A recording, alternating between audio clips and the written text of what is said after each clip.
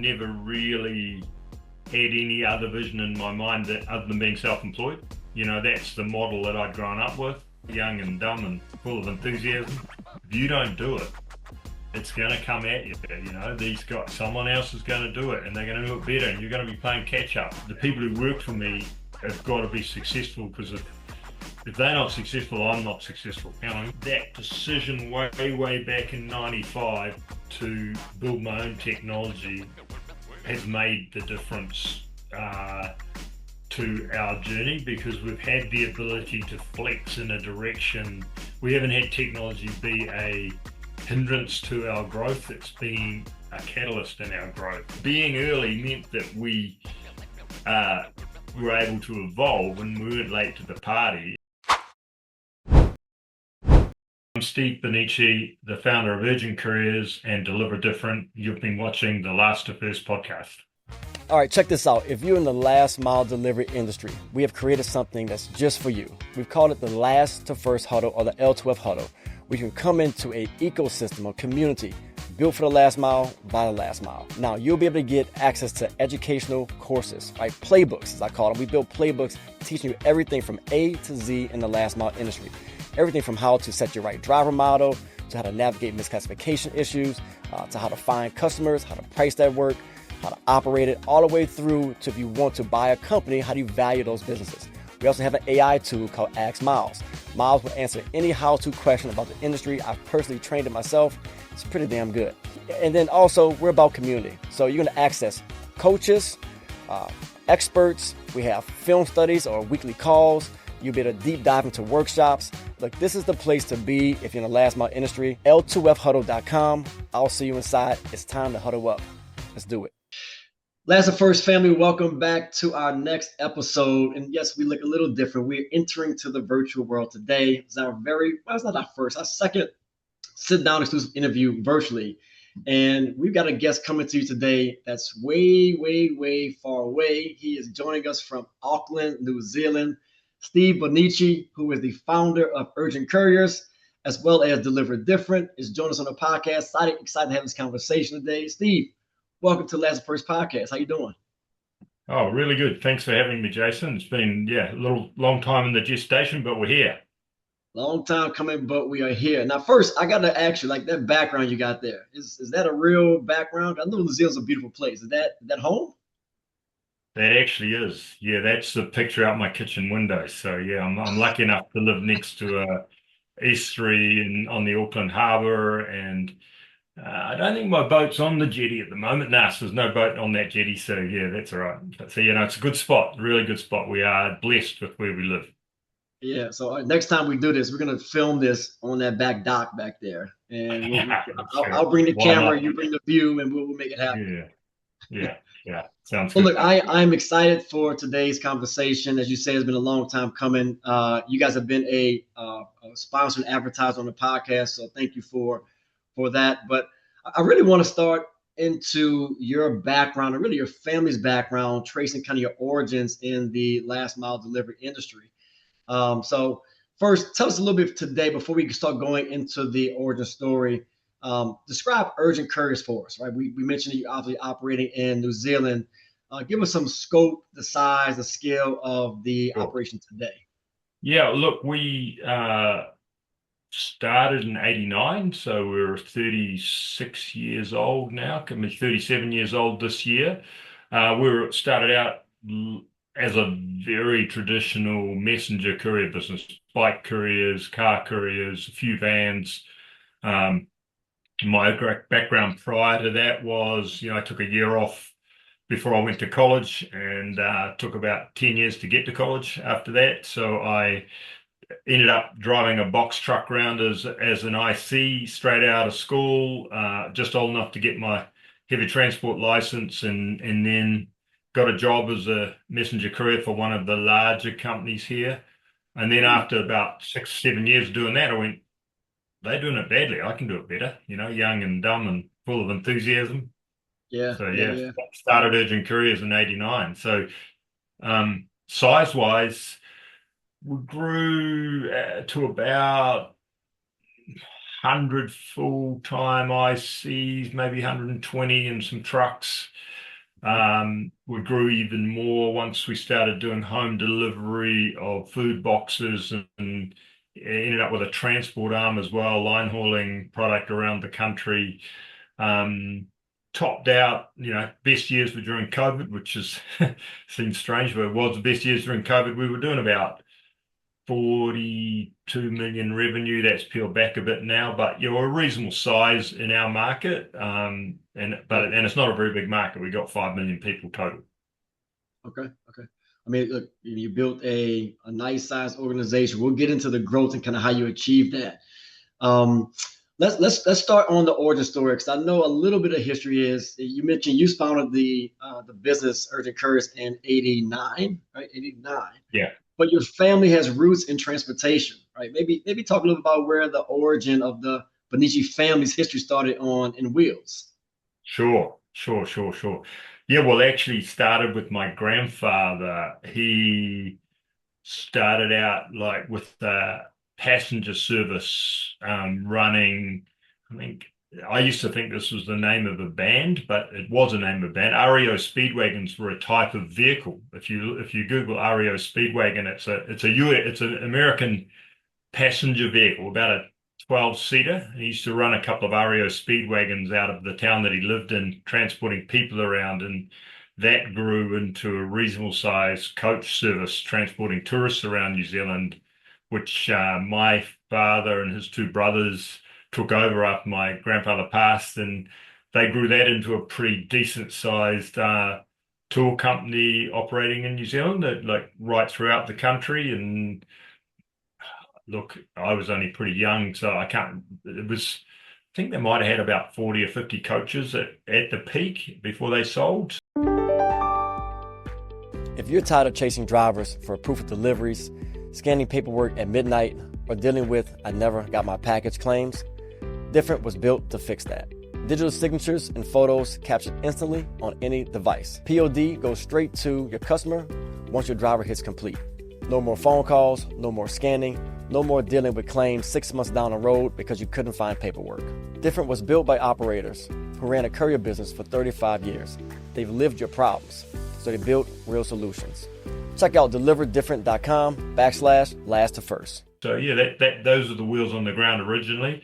The other piece of transport that we did was where I actually earned my heavy transport license and my bus license was we used to run mountain transport up and down a ski field. So my dad and his brothers started that up in the 60s and sold that in late 80s. And so I cut my teeth learning to drive in a big old four-wheel drive truck, which was converted to a bus. So, been doing it started out young. Like I was old enough, 18, when you had to be 18 to get your heavy transport and your bus license. I pretty much got it as soon as I was old enough. Yeah, you said you came out the womb driving trucks and into this industry. Yeah. I'm thinking, what's the biggest difference in transporting people or passengers versus parcels? Parcels don't talk back and people load themselves. That's probably it in a nutshell, isn't it? So, Yes, there's a lot of similar. My mom used to run the regional transit authority back home in New Orleans. So before she joined, my dad in the delivery business back in the 90s, she would always talk about how it's much more difficult when you have to move a person that talks back than a box. So she never understood why these complications in the courier business. But there are a lot of parallels, and I'm sure your roots and origins and the lessons you got early on from your dad and your uncle certainly probably planted a seed in your mind when you were, venturing to trucking. Yeah, to be honest, Jason, I never really had any other vision in my mind other than being self-employed. That's the model that I'd grown up with. I think in my whole career, I've only had a wages job for probably maybe 1 or 2 years. I've been pretty much self-employed my whole life, and been in business. So yeah, I didn't really. I think I'd be a pretty bad employee, to be honest. I probably wouldn't listen real well to my boss. I'm all right when I'm my own boss, but I don't know whether I'd listen that well if I was working for somebody else, to be honest. Yeah. Most entrepreneurs, especially the good ones, they struggle with having to report to someone else or to check with someone else and make decisions, right? So I can suspect that you were similar. You come from a different Yeah, cloth. maybe. Yeah, look, I don't know. I haven't really had to do it, so I can't comment, but I suspect my wife says that she thinks I'd be a pretty difficult employee. It'd be hard to answer to somebody else. But anyway, that's it's probably not something I ever need to find out, hopefully. Yeah. Well, I think you've done well. You'll be all right. I think you're doing good. All right, so let's talk about Urgent Couriers a little bit deeper. So, all right, so you start 89. What was the early kind of customer verticals that you went into? What were the is it? And I'm curious as we talk through this conversation, the similarities or differences between operating, Yeah, in the look, States I versus mean, New Zealand. back then, messenger couriering was pretty much fast delivery, like 1 hour deliveries around town, a lot of CBD work, legal documents, yeah, that sort of stuff, contracts for recruitment agents, and all of those sorts of things. That this was pre-email, really. It was pre-email, and so yeah, it was all of that fast document movement. I think we peaked out at about 14 cycle couriers by the late 90s, sort of mid to late 90s. We had about 14 cycle couriers operating in the CBD. And so, but then, as you know, faxes came along and then emails came along and that document business dried up. And so it's always just been an evolution of where's the next work coming from. I think at one stage we could boast we had 18 of the 20 top advertising agencies as our key clients in the city. Mhm. And they used to send a lot of stuff around, proofs for printing, proofs, that sort of stuff. A lot of work for printers. Printers used to send stuff all over the place. Um, and then just as that work dried up, you just go looking for other things to keep your growth going. And medical became a real focus for us. So surgical and medical forms a really big part of our business now. So, that was probably our key growth into the early 2000s was in that space as the document business was reducing. And then we were pretty early technology adopters, and I had an IT guy working for me who said, this internet thing in the mid 90s, this internet, I reckon that's the way people are going to book jobs. This in the future, this is how people are going to book jobs. They're not going to be ringing you up. They don't want to ring up. They want to do it from their computer. So we had like a live booking page in 1995. No one used Yep. it.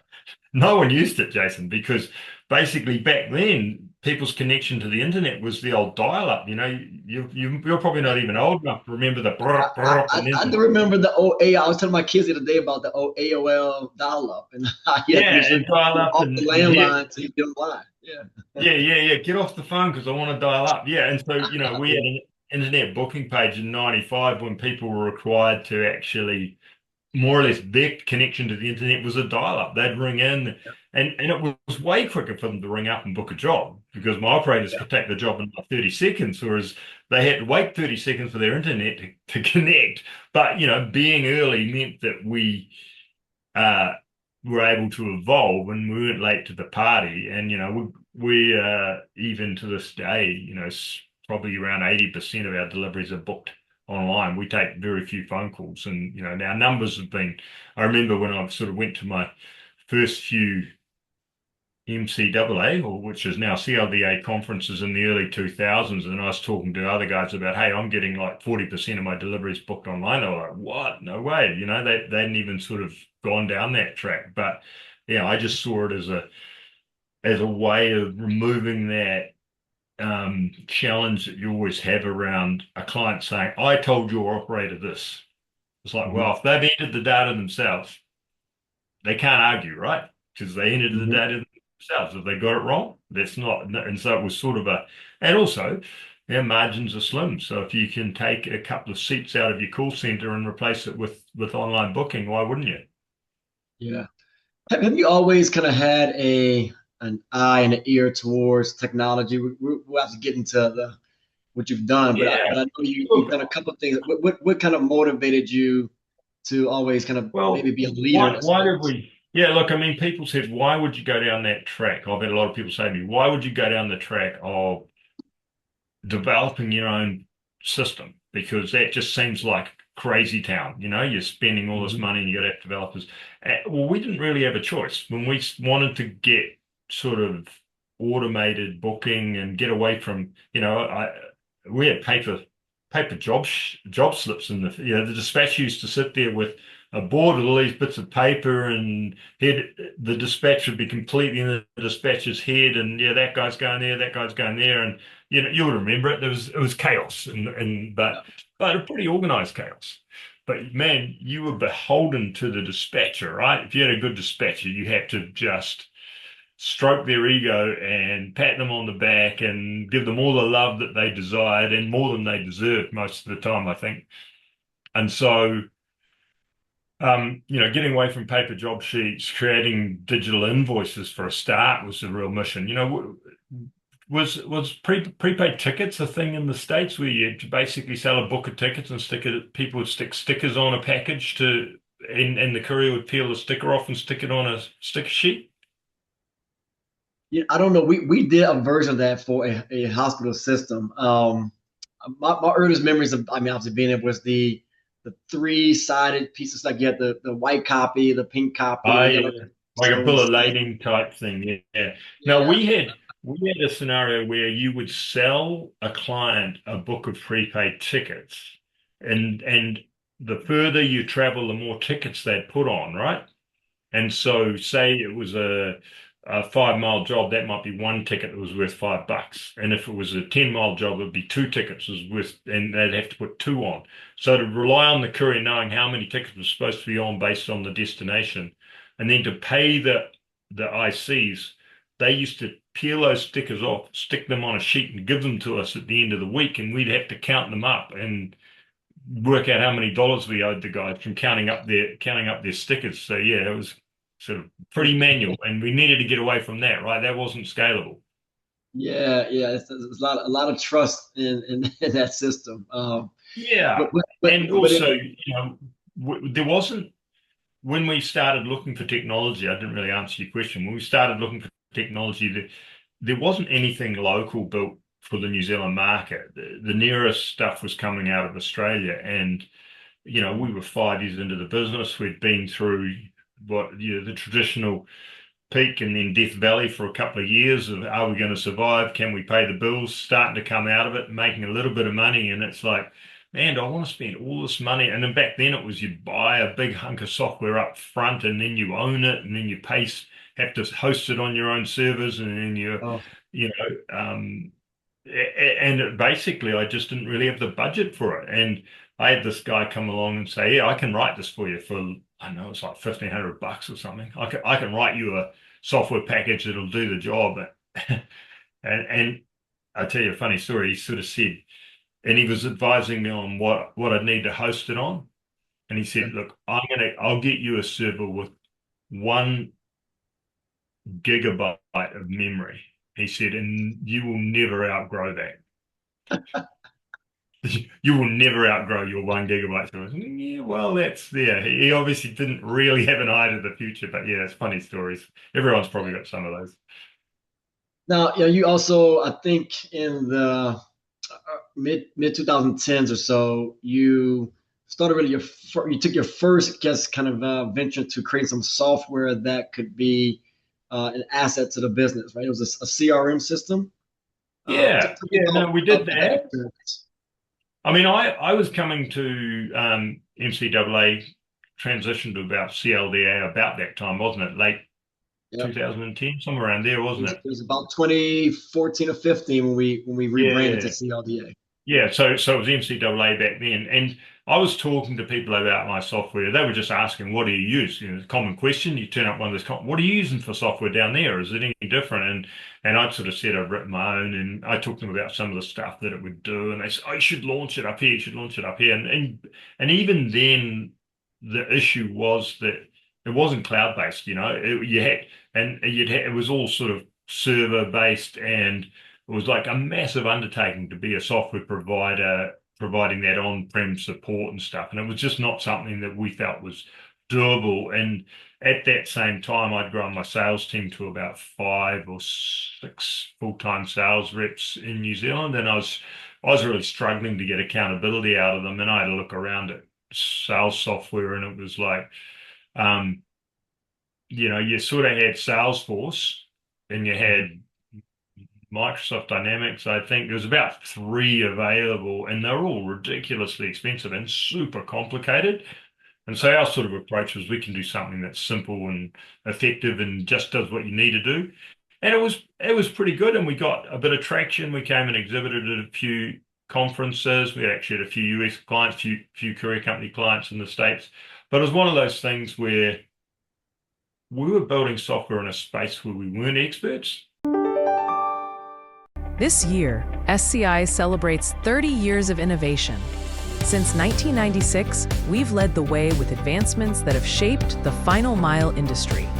In 2000, SCI became the first online TPA, and in 2002, the first to offer designated client portals. By 2005, we expanded customer service by creating dedicated teams for individualized support. Innovation continued in 2012 with the launch of live chat and full digital enrollment. In 2019, SCI became the only TPA with full access to W-2 processing and launched Adapt Payroll. In 2023, we were the first to launch a mobile app, and in 2024, the first to integrate full AI enrollment. For 30 years, SCI has delivered progress, trust, and innovation, and we're just getting started. Learn more at sciadmin.com. Like we knew how to sell, but we weren't really experts in what sales software should do. And so it was like, we're never going to have the budget and resources to really win in this space.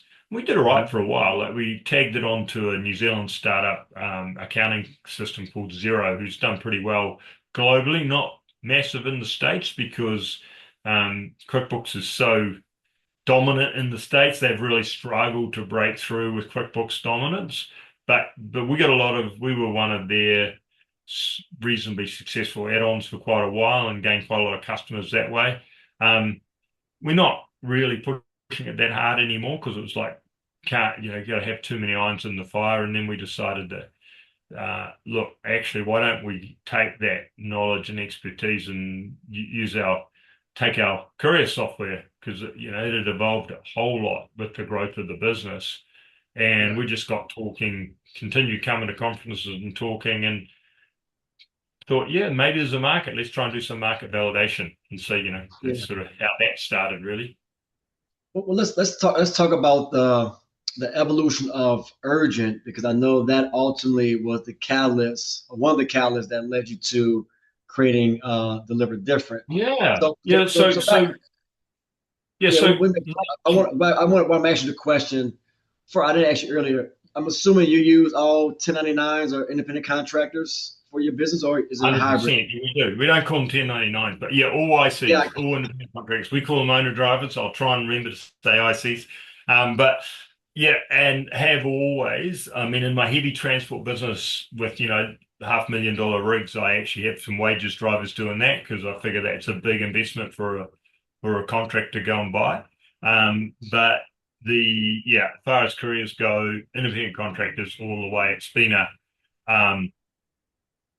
just the only way you can scale quickly, I think. And, we've had a couple of dabbles at having wages drivers and employees. And I tell you transition them to ICs and the productivity gain is 30% overnight. Mm-hmm. Someone who's working for themselves works 30% harder than someone's working on wages. They're not trying to find a tree to hide under. They're trying to find another job to do. Yes. That's the reality. You would have had that experience yourself, I imagine. Oh, yeah, 100%. When we operated QCS, a majority IC while I was there, but we had a couple of accounts. We had some dedicated vehicles we need to have there, so we put some W-2s in. And absolutely, it was night and day when you contrast the just. Yeah, it's just the incentive. It's a different incentive base, right? The W-2 model historically is incentivized to, not that it's a bad thing, but go slow, take your time, maybe milk the clock a little bit. Where, to your point, an owner driver, as you guys call them, they're looking for the next job. They're hungry, right? They finish one job and the next job. So and that's what you need in this business, right? It's always it's how good is the next delivery? Yeah, and look, hey, it's not for everyone, Jason. Like some people don't like it. Some people don't cope with it. Don't cope with the fact that they don't have a set hourly rate. Others love it because they go on. My hourly rate is controlled by how hard I work, not how many hours I work. Yep.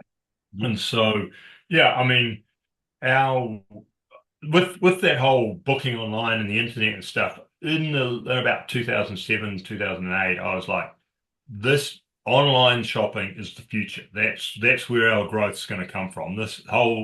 And so we sort of started some services and doing fast deliveries to homes, business to home, so B2C, business to consumer. But the challenge we really struck there was the actual businesses weren't organized enough to pick the stuff fast enough to provide the level of service that people sort of were after. Like, we talked to the end consumer and they were like, yeah, it'd be cool if I could get stuff in 90 minutes. It'd be cool if I could get stuff real quick, like your Amazon Prime type thing. We were sort of early to that party. But we'd go and talk to a big retail shop and they go, oh, no, I don't want to do that. I'll cannibalize my walk-in business if I deliver too quick. Their whole attitude was, if I do it too quick, they won't come in the store and they won't buy more. So, and I'd rather do it next day or the day after. And it was like, it was so frustrating trying to get these. You'd get someone in the business to be excited about it. Some of the marketing guys go, yeah, this will be cool. It'll give us a point of difference. They'd talk to the back end of the business and the people on the floor and they go, nah, too hard. We can't pick that quick. Yeah, it was so frustrating. We banged our head against a brick wall for I reckon 10 years to try and get traction in that space. And the irony is those guys who had the opportunity to do it, who had pretty big bricks and mortar footprints in New Zealand where they effectively had a distributed distribution network because they had, big box stores within 10 miles of a lot of consumers, didn't want to utilize that resource because they wanted people coming to their store. And, my argument with them always was, if you don't do it, it's going to come at you. These guys, someone else is going to do it and they're going to do it better and you're going to be playing catch up. And, it was borne out as being true. That's happened. Like these people, some of the Walmarts and that of this world have got into it and have achieved it and have managed to, because they had massive advantage. And this is what I kept saying to them. You've got the advantage of having product really close to a lot of punters and we can get it to them quick. You should make this available. Drop-off brings peace of mind, convenience, and professionalism to every delivery.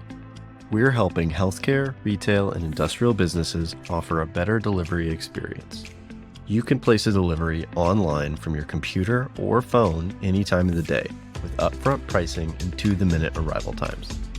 Real-time tracking allows you to monitor your delivery on a live map throughout the entire process. You'll get automatic confirmations when your order is picked up and delivered. Our couriers are vetted, uniformed, and only drive in marked vehicles, guaranteeing a professional experience every time. You can rest easy knowing that we will represent your brand exactly the way you need us to. We're committed to providing exceptional customer service. That's why our delivery experts are available 24/7 to ensure your business goes uninterrupted. This is same-day delivery made simple. Talk to a same-day delivery expert on dropoff.com or call us today. Yeah. We should have been talking. So probably the first thing that I did outside of QCS while I was at QCS, our final mile business, I created this little small entity. I called it Spoogie, Spoogie, and it was exactly what you said. It was a play. We had a number of clients that were doing retail, but it was kind of but it wasn't high volume. And I was trying to convince them to, hey, let's set up a web page. We put some of your items on a website and let your clients select them, right? Order them. We'll come by that afternoon, sweep them all up, and then deliver either that night or first thing next morning to give you a chance to compete as a brick and mortar against what's happening from an e-commerce standpoint. And same thing happened. We had, someone gets excited about it, and then someone operations says, there's no way possible we can do this. And I kept hitting my head against the wall saying, this thing is going to happen. You have no idea. And, here we are. And it's gonna really, it's gonna, if you don't do it, it's gonna be done to you, right? You need to do it. So yeah, look, I mean, it's interesting, and these are the conversations I've always had at CLDA. Is same, different country, really. Not a lot of really parallels. We were lucky in some regard that we haven't had the Amazon gorilla come at us over here. Amazon doesn't have any warehouses in New Zealand. Their nearest one is Australia, but they're shipping overnight out of Australia. So they're getting stuff.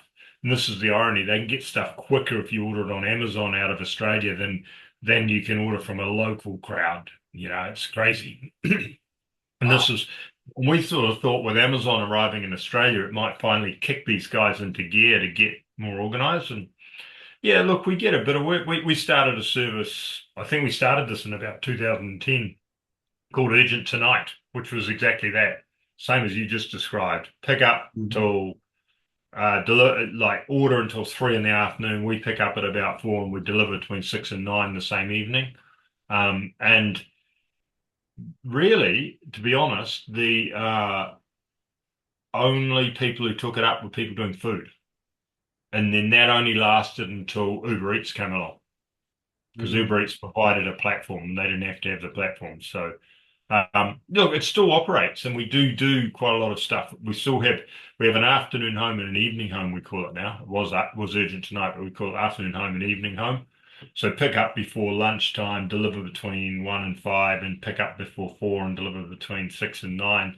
And we have about 20 or 30 gig drivers. These are not our full-time ICs. Gig ICs come in, and we schedule them and build a portal for them to make themselves available. And that operates every day. It's a decent chunk of revenue for us, and it's a bit outside of our regular business-to-business work. And it's sort of our, what would you say, niche. Got to get the terminology right. Niche in the home delivery market. Yeah. So. Now, walk me through. I want to understand kind of what was happening operationally with Urgent that really sparked you. And I know Dane is obviously integral in what you guys are building with Deliver Different. And what were some of the early signs that say, hey, you mentioned earlier that you wanted to maybe get into the courier software space. Like, was there an operational issue you were experiencing at Urgent that really said we got to do something on our own? Like, what caused that spark? Oh, it came out of food box delivery. Like, we had a New Zealand startup doing sort of high-end food box deliveries who've done their work since they started in about 2016, I think. And so they'd grown reasonably big. And so they were delivering only on a Sunday. And initially, we would get enough of our own ICs who'd want an extra bit of income on a Sunday and come out and do deliveries. And they were getting to a point where we were really struggling to resource that, because our ICs were going, I've made enough money Monday to Friday, I want my weekend off. Nah, bugger off. And so it was like, we couldn't get enough ICs to do their work. And so we well, man, and then Uber had arrived on the scene, and we're like, well, there's all these people who are willing to just drive. Why don't we try and work out a way that we can harness these people who just want a bit of a side hustle, earn a bit of cash? And so that's how the technology evolved to really try and harness those gig drivers. And look, we were really scared about that initially, Jason, because the reason that we've been so good for Whoop was because we're using really experienced drivers, and they knew how to do stuff. I mean, we used to take, I think Whoop was probably doing about maybe only 1,200 deliveries on a Sunday. And, one of my operations team would take those 1,200 deliveries and turn them into routes. using his knowledge, and there was no technology behind it. He'd just go, "Oh yeah, those ones go together. Those zip codes go together," and he'd work it all out. And this was a really experienced dispatcher, and his job on a Thursday or a Friday was to get the Whoop data set and turn it into Whoop was the client was called Whoop, WOOP. We'd get their data set and turn it into routes, and then we'd sort of email our couriers and go, "Hey," or call up the couriers and who wants to work this weekend. And then we were getting to a point where we couldn't resource it, and these guys kept growing, and it was like, oh man, we want to keep this customer because they're growing into a really good customer. And we just couldn't get our ICs to do it because they were already earning enough Monday to Friday. And so we thought, well, okay, we're going to harness gig economy drivers. And that's when we really had to do some smarts around our technology, because it's like the only way that we can actually still provide a service is to put a tool in the hand of the gig driver that basically does the job for them. All they've got to do is turn the key on and listen to what their device is telling them. And we started sort of at an app level going, the app has to be able to do turn-by-turn instructions. And not only that, right down to loading instructions for the driver. So they put the last box they deliver first in the van, and the first box they're going to deliver last. They hit navigation, and it basically says turn left, turn right, you're here. And so that, because our client was worried too. They were like, you're going to take away these really super experienced drivers. You're going to give us these people who know nothing about being couriers. How? And I said, we're putting this technology in their hands. And so, the irony was that after a while, as the technology improved, we were getting better delivery performance out of the inexperienced drivers than our experienced drivers, because our experienced guys thought they knew better than the app, and they would spend a whole lot of time reordering the route, wasting time because they said, "No, I'm smarter than this thing," and then they'd go and do it a different way, and they wouldn't do it quicker, and they would like, "Nah, I'm better than this app." And after a while, they worked out that no, they weren't. So so that, and then we were like, this client wanted to expand into other centers around the country, and so it's like, well, we didn't have full-time ICs in those centers, so this is perfect. We'll use these gig drivers.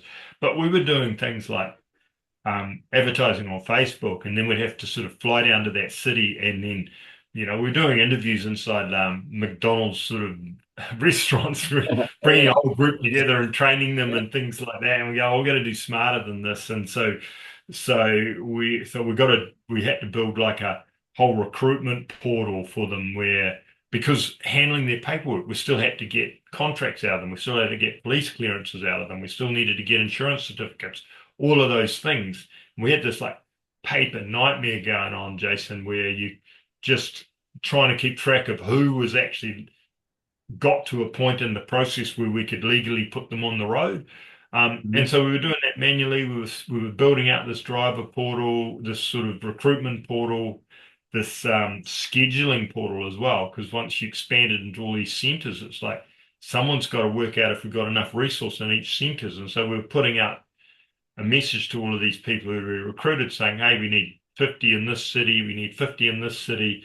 And they would come into the portal and sign up, so we could just see that we had enough resource in advance. We worked out we needed to over-resource by about 20%, because 20% of them wouldn't turn up. So you needed to over-resource. And so we were doing this, and then along came COVID, right? And just before COVID, HelloFresh arrived in New Zealand. And HelloFresh, we went to them and said, hey, we want to do some of your work. We've got experience. We're doing this other guy. So they were giving us a little bit of work. And then when COVID arrived, their client base just absolutely exploded. Likewise with the other guys. And we were like, we just sort of got the technology working and in place. So we were actually well prepared by probably much good luck as good management for when COVID arrived. So we had these systems in place to scale quickly. We still used to do in-person training, And it was like, man, we can't do in-person training because we've got to stay this far away from people and we've got to wear masks and stuff. So really quickly, Dane did a whole bunch of sort of online training videos and online training course that they had to pass before they could hit the road. And it was crazy time. It was like HelloFresh ringing up saying we were doing before COVID hit like 10,000 deliveries a week for HelloFresh. That's how much we'd scaled to. In 3 weeks or 4 weeks, we went to 30,000 deliveries a week for them. Wow. Wait, I gotta stop because that was a whole lot, and I gotta dig into this a little deeper because there's so many things you just said there. And the first thing is like when we're in with the CLDA or ECA, I know you guys would be at Air Cargo. There's a clear distinction. Even I do it on the insurance side. When we talk about our services, we differentiate ourselves as not gig, right? We like to say we are, we have professional drivers. They are, you can't really say trained, but they have been orientated. They have gone through customer induction and all those things, right? So I'm really fascinated and interested in how you pull this off because I think even if you look at nowadays, right, what's happening, there's certainly a play for companies in this industry to look at how they can work with and leverage the gig worker. And the challenge, as you're pointing out, has always historically been, how do I do that but still maintain the same service levels and background compliance and all the things you need to do in a world where we're offering customized solutions, right? So everything looks a little bit different. So did you always have you'd have massive rush periods of the year? Like we always had it in the 2 weeks leading up to Christmas. It would go crazy and your numbers would spike massively, and everyone in the office would have to put a Courier shirt on and go out and do deliveries and all of those sorts of things. And so, my December used to be right up until probably 10 years ago would be driving a van because that's what I needed to do because we could not find, we'd go up by 30% in those last weeks, and how can you find 30% more drivers? And the way that we looked at it was, well, hey, we got these gig drivers. If we can put technology in their hands that's smart, we should never have to hit the road again, and we should never have to say no to our customer as far as being able to do a delivery in the time frame that they want, because we should have an unlimited resource. And so that was our thinking. And so we've sort of got that hybrid model, and we couldn't have scaled with full-time ICs to the level that we did. And to give you some sort of numbers to support it, HelloFresh used to benchmark us every week against every other HelloFresh operation globally.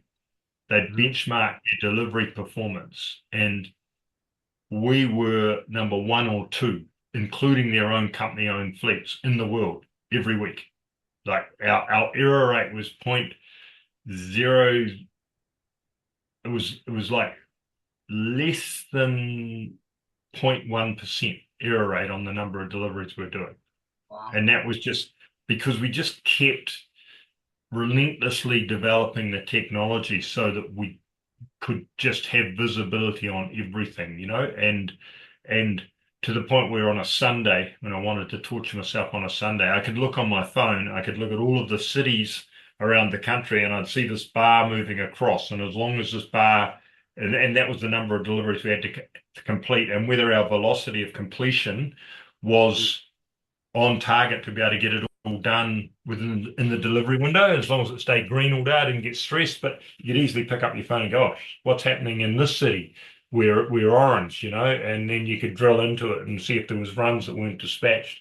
So it was just, the technology really just enabled us to have a really good finger on the pulse of what was going on and visibility if any issues were arising in advance, so we could fix them before they became an issue. So yeah, I mean, I was going to give you. Go ahead, finish. You go.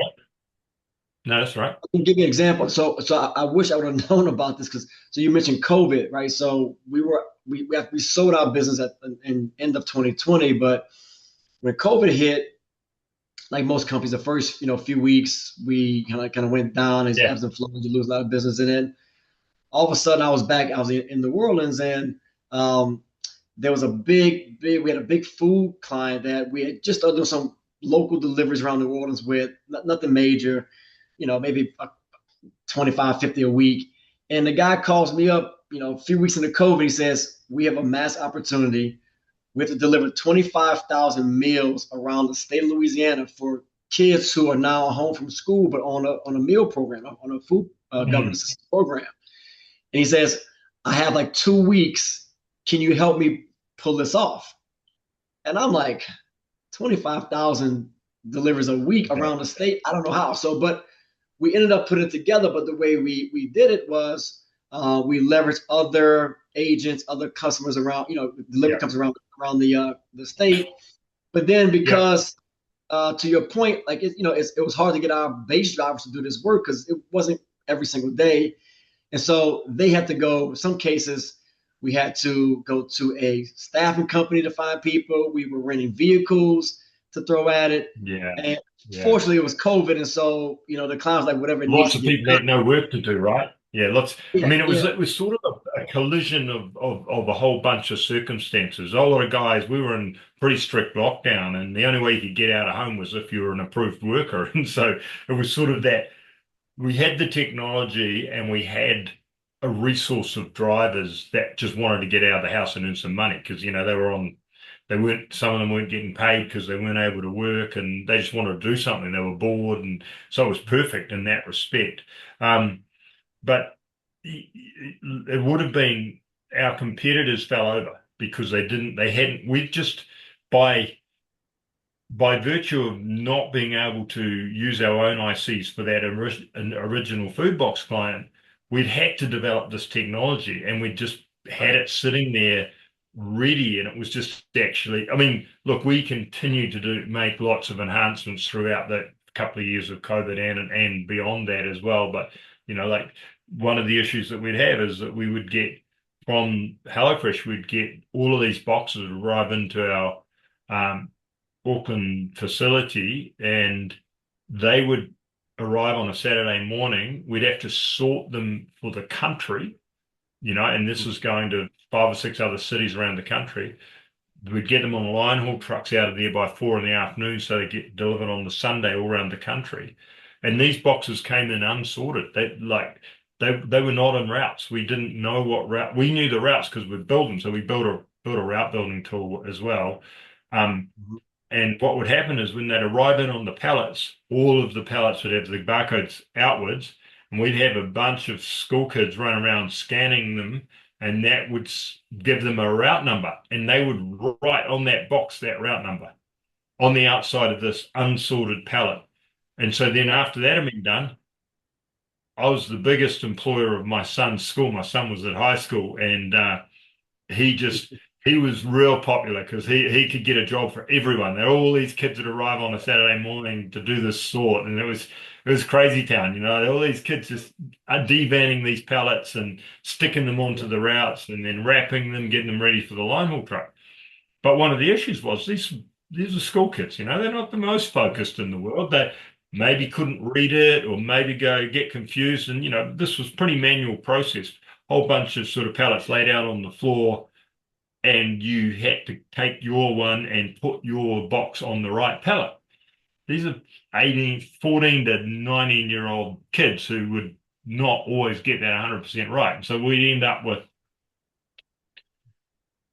a pallet going out with a box that should have been going that way, and it went that way on a different line haul truck. And we end up with it. And so these were the errors how do we eliminate that? And we found this product, this matrix scan product. And so we used to do a scan of the whole pallet. You could stand back and effectively take a photo of it. It would scan all of the barcodes on that pallet. You'd say what run it should have been. And if it found any that weren't on that run, it would highlight it before that got on the line haul truck.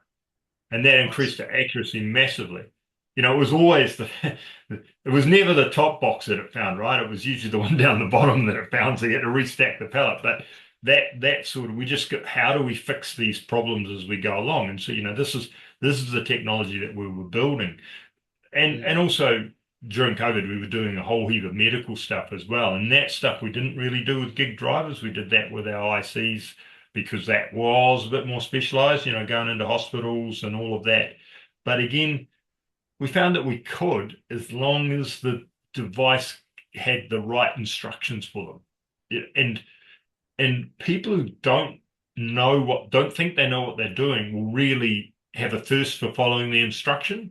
Whereas an experienced IC, I've been here before, I've been to this hospital before, might be 4 different delivery points, and they leave it at the wrong delivery point. You know what I mean?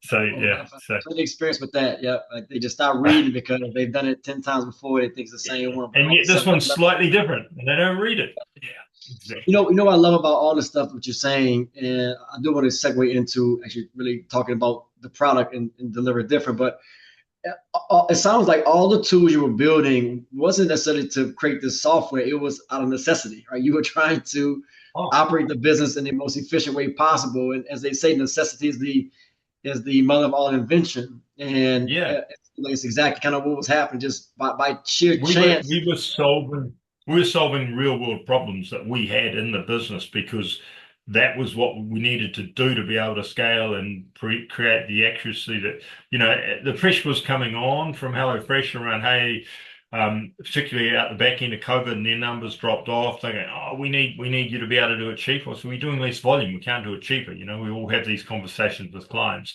But there was a bunch of challenge around, we've got to be more efficient. If we're going to not put our prices up, or we're going to keep our prices competitive, we've got to find ways to squeeze more margin out of it for us as a business, and that means taking people out where you can and improving those systems and automate. I mean, we automated the route building real early because there's no way you could get a human to build 35. I think we topped with HelloFresh at the peak of COVID at 38,000 deliveries in a week. And that was over Saturday, Sunday, and Monday. So it was only 3 days. It wasn't over a whole week. You can't build 38,000 deliveries into routes up here. And so we had to build tools to take massive data sets and turn them into routes that made some sense. And so, that was one of the tools we built, was this route building tool, which would take a zip code with 500 deliveries in it, route that whole zip code from one end to the other, and then divide it up into segments adjacent to each other. So, we had a lot of gig drivers running around in a little sort of smaller than vans. They weren't even box trucks. Some of them were just in hatchback cars, like a Toyota Corolla or something like that, turning up, or a Honda Fit or something like that. We weren't fussy. Whoever turned up who had a vehicle that could fit some boxes in. So we made our routes for 24 boxes each. We worked out that, and we got to a point where we could, if we were using a uniform fleet based on the volumetric, because we had the volumetric size of the boxes, the square foot of the boxes, and know the square foot. If we'd had box vans, we would have been able to really optimize it, because we're going, that box van will fit this many square feet in it. And once we get to that many square feet, stop, cut to the next. But we took a rule of thumb that pretty much the smallest hatchback could get 24 boxes in it. And then if someone turns up in a van, you'd give them 4 runs because they could get 100 boxes in there. But those runs were actually all right next to each other. So you weren't giving them a splatter gun effect. Yeah. You're putting 4 routes together that actually made sense. And then the other piece of the puzzle was that the driver would walk around his pallets, scanning them, and that would give him a route order. And then he would write a number of what number the phone read back to him to say, hey, that's number 24 in your run, or that's number 2 in your run. And then he stack his vehicle with the highest number first in the vehicle and then the lowest number in the back, because all of that just added to the efficiency and the productivity, so we could get the drivers earning money and still not have to charge the customer more. So look, it worked really well, but the tool grew massively because we had a real world need for it. So 2 things here. So it sounds like and this is what I'm fascinated by, because you talk about the margin, and that's what we spent a lot of time talking about, as we were talking before we got on camera, the value of the last mile sector, right? sometimes I think we're our own worst enemy, right? We in this race to the bottom effect, where we all chasing volume, Mhm. volume, volume, but we lose sight of the value. And Yeah. the solutions you're highlighting, they drive direct benefit to what matters most, which is that bottom line. You got a driver, you can identify an onboard driver, sound like. You've got all the operational pieces in place from inbounding, scanning, reconciling the scans to the route, even dealing with capacity, which is something that's very unique in this industry because, as you said, drivers show up in different size vehicles all the time. So you have to quickly adjust your routing based off of Mm. that capacity because it's changing every single day. And then you have all the back end efficiencies that you need to manage and monitor the business for performance. So I love that. Talk to me about, so at what point do you actually say, okay, we built this for urgent and it's clearly working because we're hitting numbers with HelloFresh and leading to Yeah. say we have something that we need to, package up and bring to the Well, market. look, I suppose the next thing we did, Jason, was we were coming, I think it was, Dane and I were in Miami in the CLDA in 2020, just before the madness of COVID hit. That was our last trip to the States before COVID. And I remember we that. came I back remember that from conference there very well. going, yeah, we learned, it was a good conference. And it was sort of felt like it was almost like 1999 all over again, because you could sort of feel this impending stuff coming at us, and it was like it felt quite unusual, but anyway, we were there, and then we came back, and then COVID hit, and we were just basically locked in, so crazy busy for the next 2.5 years. Didn't get back till, what was that next one? New Orleans, I think. When was New It Orleans was, CLDA? 23, 22, 23. I think was it New Orleans? I don't know. I know we actually pushed it back a little bit. I don't know if it was, I think we went back to, I don't know. Yeah.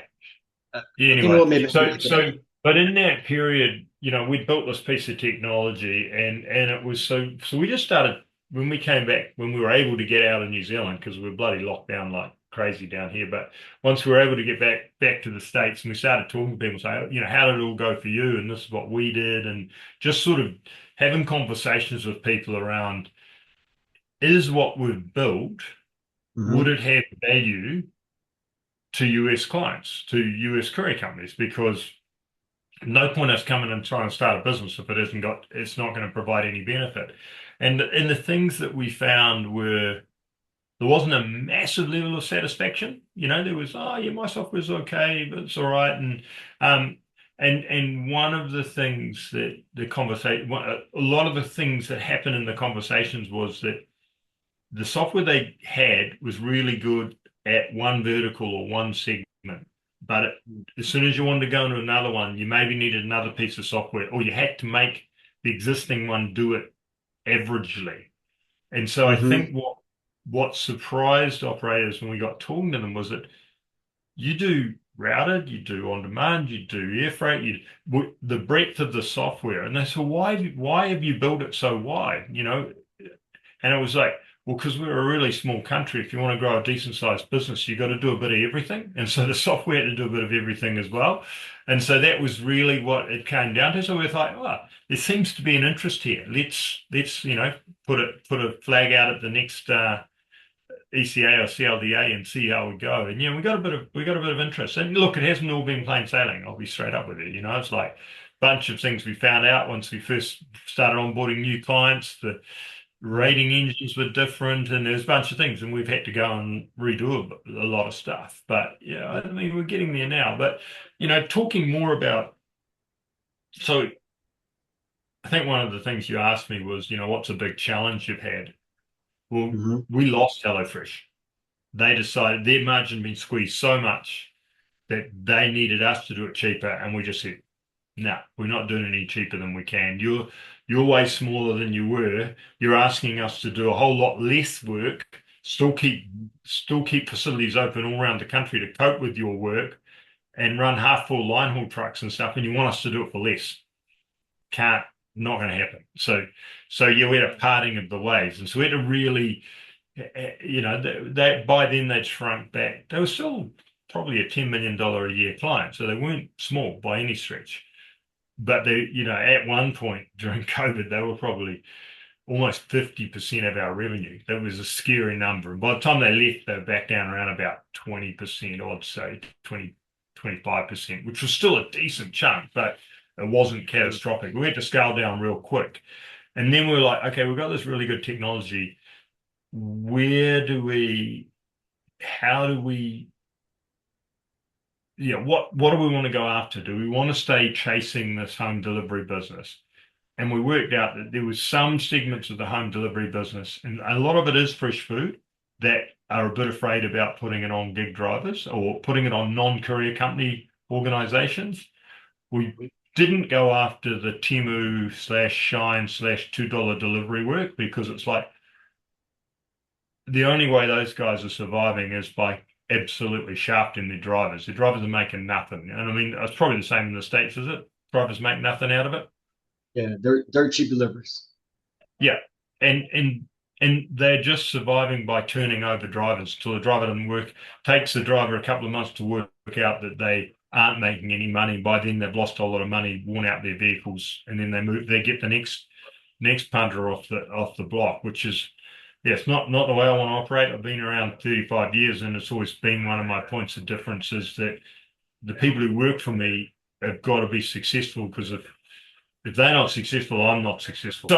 So we were like, where can we leverage this sort of visibility? And one of the spaces that came out, and a space that we operate in a lot, is medical deliveries in between cities that require visibility of the flight, and the client wants to know what flight it's on, what the ETA is, and if there's any delays and that sort of stuff. And so that's a space that we've gone large into, these surgical implants and things. And if I was looking at trends, I don't know what's going to happen with that home delivery.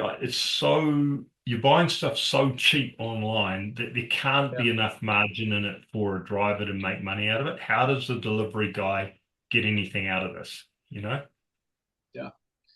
That's a lot of, a lot of folks are trying to struggle to figure that out. I don't know if there's a really good answer to that. I suspect if you can build the density in the route networks, that the volume makes sense at some threshold, but it's a challenge. I think a lot of companies today are struggling with that.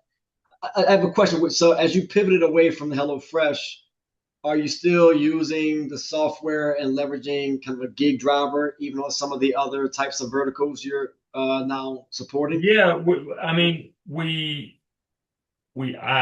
still have gig drivers in all of those centers. We're still doing work for that other food box company that we started out with originally, but we scaled down a lot.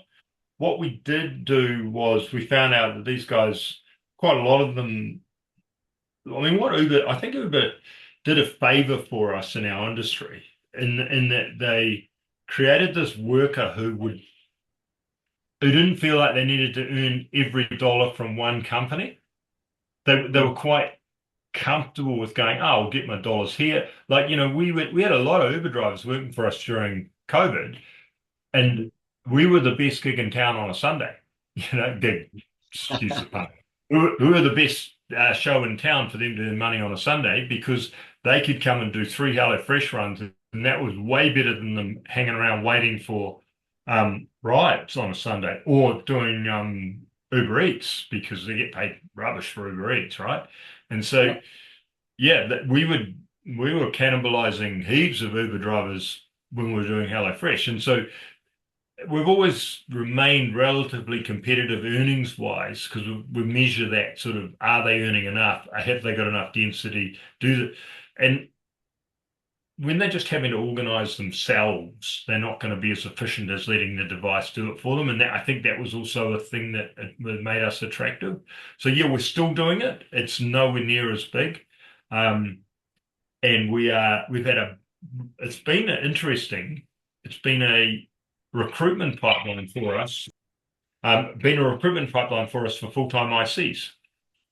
So these guys started out as gig drivers for us, and then ended up, as we needed full-time ICs, we would go to them first, and there'd be a bunch of them go, yeah, we'll come on board, and I'll buy a van rather than run around the car and actually become a full-time IC for us. So yeah, it was good. That was a bonus that we didn't really bargain on. Mm-hmm. Yeah. So tell me this, as you sit it today and you're looking forward into the future of last mile, and obviously, I guess with both your urgent hat on as well as your deliver different hat on, where do you see the industry shaping up to go kind of the next 5-10 years, and how is Yeah, deliver different competing and positioning itself to help companies to find success? Yeah, I personally think, and I'm still sort of sitting on the fence a little bit. I personally think that we're not going to out Uber, right? As delivery companies, we're not going to have that driver on every corner who will do a cheap ass food delivery in half an hour, because we can't have that scale. Yeah. But you're not going to get a Striker or a Zimmer wanting to have an Uber driver turn up who's had no experience with a hospital. They don't have the sort of the smarts inside their app to know that they have to go down this corridor, turn left at that yellow door, and ring this put this code in to get that surgical implant to the right place at the right time when there's a patient lying on the table. So I think that the future really is to in that sort of picking the high value industries. It's something that it's always interested me when I've been talking to operators in the States. A lot of the white glove stuff is sort of seemingly, it's quite, I noticed a lot of courier companies who were more traditional messengers have moved into that white glove a bit, Jason, because that's got that level of complexity and expertise. It's not something that's taken off here. We don't really have it. We have small contractors doing like that cross-threshold type deliveries. We've talked about it a bit, but we've been, during the period that we were so busy with home delivery for HelloFresh, that we didn't really have a chance to dive into it. But yeah, I think high-end medical, specialized stuff that requires a high level of integrity around the delivery. That there isn't any room for error, because the value of the product and the shelf life of the product potentially is that. So we got into doing chilled deliveries a few years ago as well. So we got a little chilled fleet running around. That's been a sort of a pivot for us. That was sort of a natural extension of the home of the food box delivery was chilled, and it's chilled into restaurants and things like that. And that's just a little bit of specialization as well. We're leveraging that route building technology and making drivers efficient. So, yeah, I can't give you a clear answer on this. Actually, it's not we're all scratching our head. No clear answer. There's no. I don't think there's a clear answer on it. I think, but I do think that what you have experienced operationally and what you have built from a tech standpoint and now offer it, to the marketplace, is one of the key things that companies should have opened their eyes up to, because the two things that I know have been proven to be true. One, the reason that we exist from an operational standpoint is to solve these kind of unique, customized logistics problems that our clients have. And the companies that I find have had the most success, they've been able to leverage the technology to not just operate their own business. And I know you guys have built that for the Courier to really give them a lot of different tools that you may have to get different places to put in all in one place. But more importantly, the technology has become a extension of the customer's service offering to their client, where everyone is now sticking to that equation. And so that's what's so fascinating about what you guys are doing to me. Yeah, one of the things that came out of the Air Cargo conference last year, I was talking to a guy reasonably late in the evening, but I remember it quite clearly. And he said, solve me the problem of not having to have 10 apps on a phone for a driver for different, and this is something which I've always been in envy of is the way that the US industry and the CLDA members work together and network together and do all that sort of stuff. You know, Mhm. in that city, oh, I can cover that. I can cover the Northeast, or I can cover the Florida, or I can cover this, and you all sort of mesh together to be able to go, yeah, I'm a nationwide player, right? I'm in Yep. 40 states or something because you've got the network of operators. But if you're using different technology, how do you get transparency of proof of delivery? How do you get transparency of that? One of the things that we built, which we're using in New Zealand, because we have agents around the place as well, even though we don't have gig drivers who don't have our app.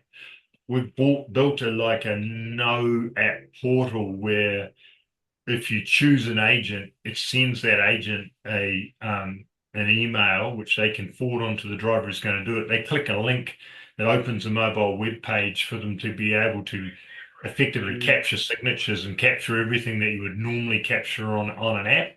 And so it's like I think it's really game changing because they don't actually have to have another app downloaded. They just have to click the link out of the email and it gives them the same experience, a signature on screen and all of that sort of thing, but in a mobile website. Now, if you haven't got coverage, obviously that's a little bit of an issue, but it's yeah, it's solving a lot of that sort of how do you get seamless transparency when you are networking with other people.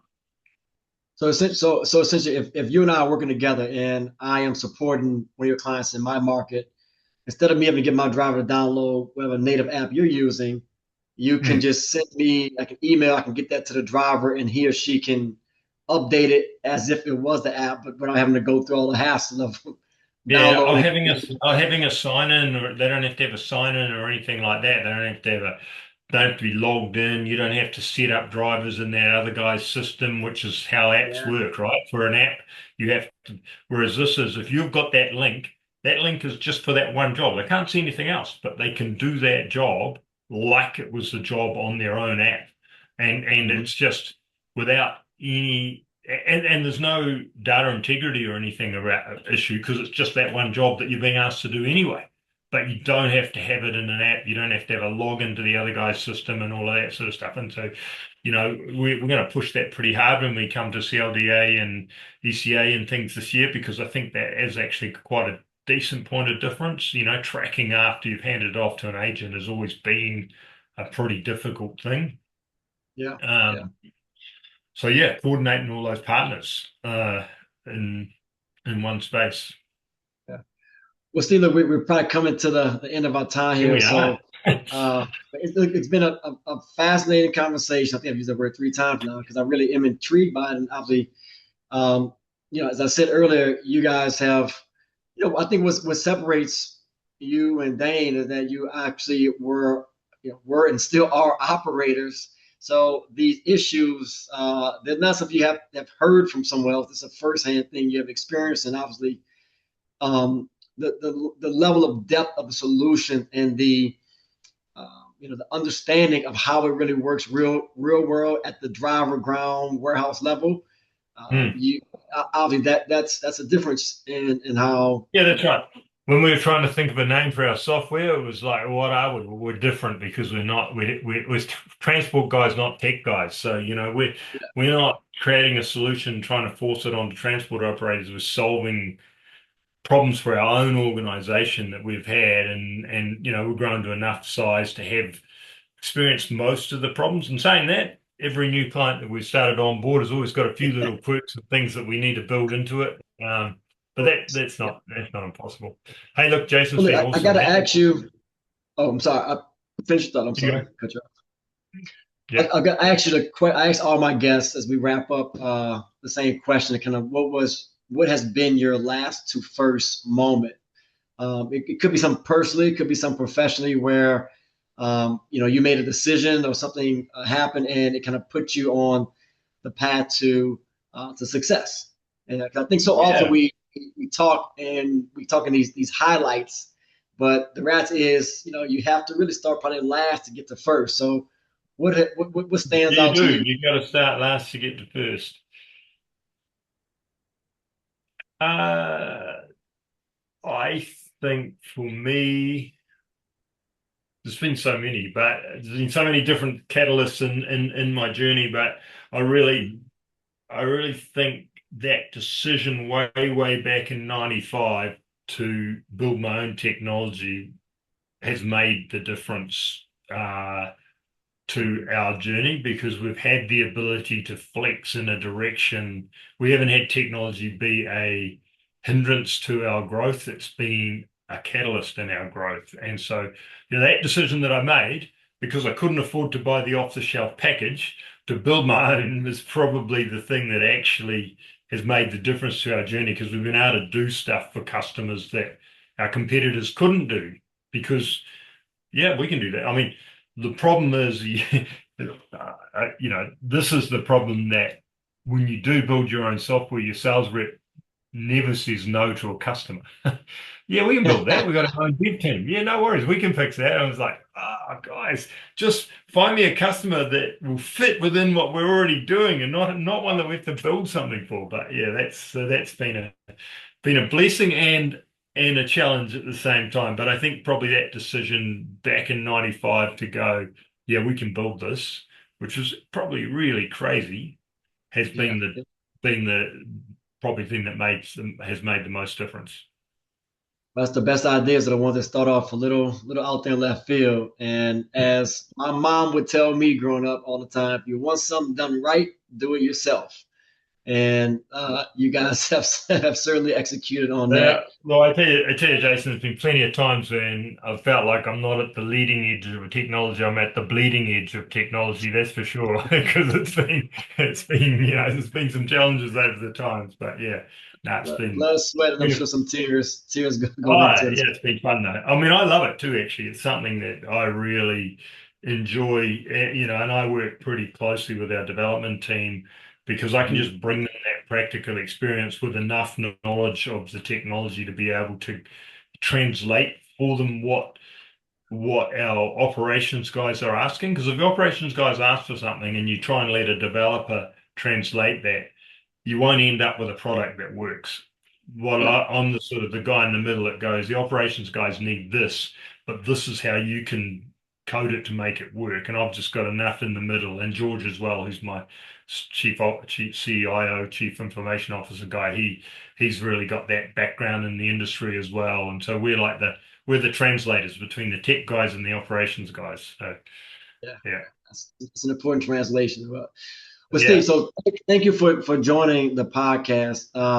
It's we've been knowing each other for years. Obviously, I love that you guys have always kind of come to the conferences and brought some different perspective and different ideas. And obviously now you're doing something different, which is bringing something new to the industry. And I know a lot of folks are going to be excited to see you guys exhibit and demo kind of the latest updates to the product at Air Cargo, at CLDA coming up, and then ECA in April. So super excited to see it live in the color. Yeah, sure. I appreciate it, Jason. It's been fun. Been fun chatting, and I'm sure we'll see each other in person in about 10 days, right? In about 10 days or so. Yes, sir. Yes, sir. So if you're in the audience, this will air before we get to the CLDA, I think, Air Cargo. So give Steve and Dane opportunity to take a look at what they built. As he said, and we just heard, this is built by the final mile for the final mile. And if there's anyone out there that truly understands the pain points that we all experience from an operational standpoint, it's these two gentlemen, Steve and Dane Bonnici. So super excited to see you guys soon, and best of luck. Safe travels over. I'll enjoy the sun. You enjoy the cold. I'm coming to Orlando first, so that'll be warm anyway. But then Austin. So, all right. I was in Orlando last week, and it got a little chilly there. So bring your coat. I'll bring a jacket. You reckon? Okay. Bring a jacket, sure. So, all right. Last2First family. Jason Burns here, and Steve Bonnici with Urgent Couriers, and the founder of Deliver Different. It's been an awesome episode. We hope you got a lot of good insights, nuggets, and wisdom out of this. This has been Last2First. See you later. Peace. Yep.